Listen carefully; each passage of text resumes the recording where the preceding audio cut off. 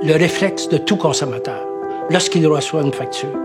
Quelles que soient les explications, il reste qu'il y a toujours un mouvement de recul. Pourquoi? Parce qu'on touche au portefeuille du consommateur. Mais lorsqu'on regarde la réalité, sur ces 70 ans d'existence, on constate qu'Hydro-Québec n'a augmenté ses tarifs qu'à un niveau inférieur à l'inflation. C'est donc dire qu'en termes réels, aujourd'hui, on paie moins cher, d'une certaine façon, l'électricité qu'il y a 70 ans.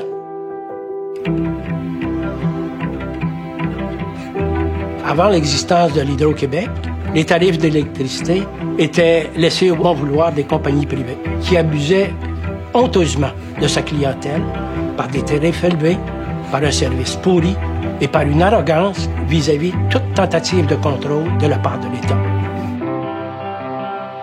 Et c'est ce qui a amené Adélard Godbout, en 1944, à étatiser la Montreal Light and Power pour donner un service d'électricité de qualité au plus bas coût possible.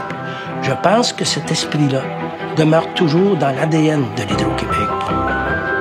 Et lorsque René Lévesque et Lesage prennent le pouvoir en 1960, ils décident d'acheter tous les distributeurs privés d'électricité pour compléter l'œuvre que Godbout avait commencée au fond.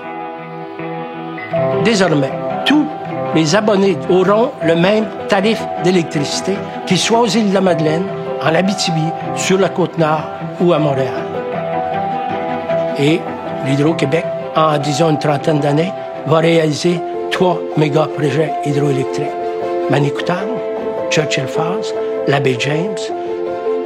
En développant des grands projets, on a réussi à faire des économies d'échelle considérables, de sorte qu'aujourd'hui, il n'y a pas de pays au monde où un ensemble de populations puisse bénéficier en même temps des tarifs d'électricité aussi bas.